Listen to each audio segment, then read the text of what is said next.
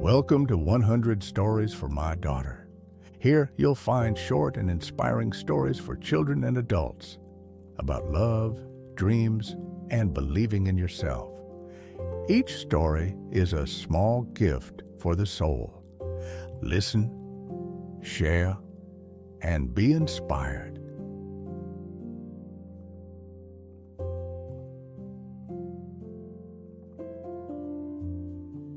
Christmas Eve brought warmth and cheer to Klara's home, where the scent of pine and cinnamon filled the air. She watched her younger brother Fritz race around the glowing Christmas tree, shouting gleefully as he played with a toy soldier. Klara, meanwhile, sat quietly on the sofa, running her fingers along the hem of her dress, lost in thought. She loved her family dearly, but she often felt as though she didn't belong. Her ideas and dreams seemed too strange to share, too delicate to withstand judgment. "Penny for your thoughts, Klara?" A familiar voice broke through her reverie.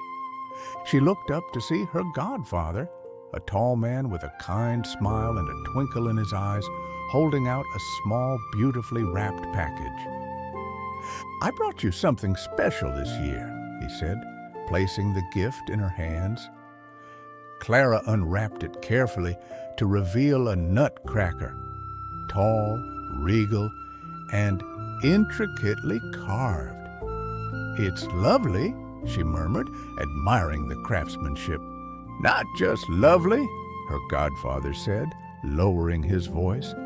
"This nutcracker is the guardian of a magical world, one you can enter if you dare to dream." Klara frowned. "A magical world? You're teasing me." "Not at all," he replied with a wink. "You'll see." That night, as the house grew quiet, Klara placed the nutcracker under the tree and drifted off to sleep, wondering what her godfather could have meant. A loud crash jolted Klara awake. She sat up, startled to see the Christmas tree towering over her like a massive canopy. The room had transformed. The ornaments sparkled like stars, and the furniture loomed like mountains. "Klara!" a voice called. She turned and gasped. Her nutcracker was alive, standing tall with a sword at his side. Before she could process what was happening, a terrible roar echoed through the room. From the shadows emerged the Mouse King, his crown glinting in the dim light. Behind him scurried an army of mice, their beady eyes gleaming with mischief. "Hand over the nutcracker," the Mouse King sneered, "or I'll claim this house as mine." Klara's hands trembled, but the nutcracker stepped forward. "Klara, don't be afraid. I need your help to stop him." "Me? I don't know how," she stammered. "You'll learn," the nutcracker said firmly. "Together we can do this."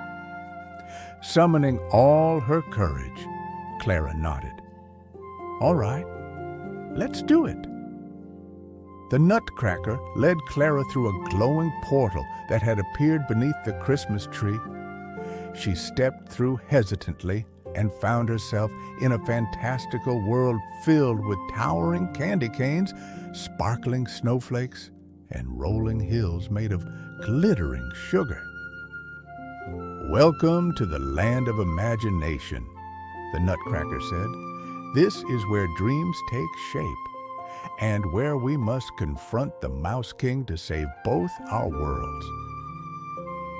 Klara marveled at the beauty of the landscape, but unease lingered in her chest. "What do I need to do?" she asked.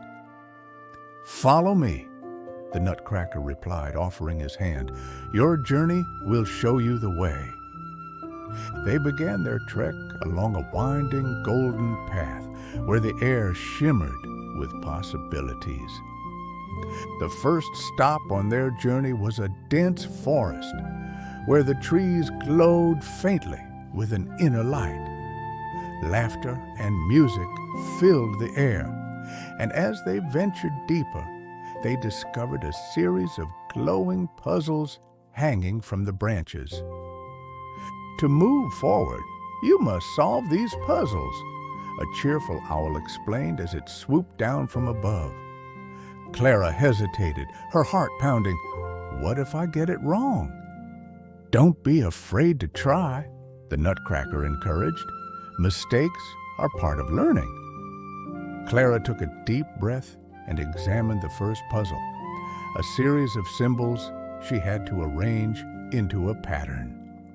Slowly, her mind began to piece together the solution, and when she placed the last symbol, the forest lit up with vibrant colors.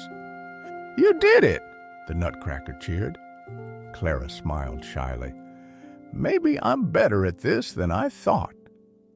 As they continued through the forest, she began to feel a spark of confidence she hadn't known she possessed. Their journey led them to the Valley of Sweets, a dazzling paradise of candy-covered hills and the chocolate rivers. The air was filled with the rich aroma of sugar and cocoa, and colorful candies sparkled like gems under the sun. "This place looks wonderful!" Klara exclaimed, her eyes wide with delight. "It is," the Nutcracker said, "but it's also full of distractions. Don't lose sight of our goal."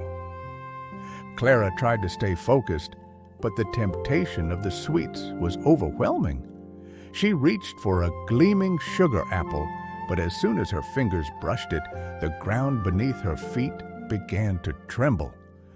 "Be careful!" the Nutcracker called, pulling her back. Klara looked at him, guilt flashing across her face. "I'm sorry. I just couldn't resist."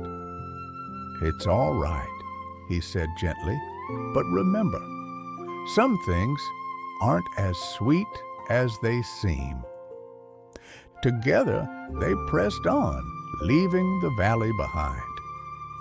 At last, they arrived at the Fortress of Fear, a towering black castle surrounded by swirling shadows. The air was heavy with tension, and the Mouse King's laughter echoed ominously.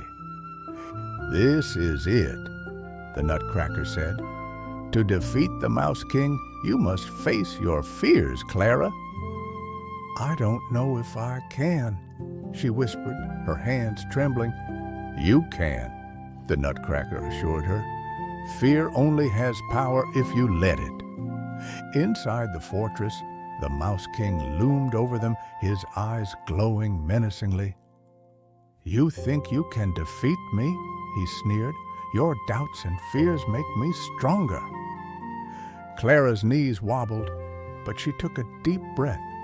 "You're wrong," she said, her voice trembling but steady. "My fears don't control me anymore." With those words, the fortress began to crumble, and the Mouse King shrank into a harmless little mouse. "You've done it, Klara!"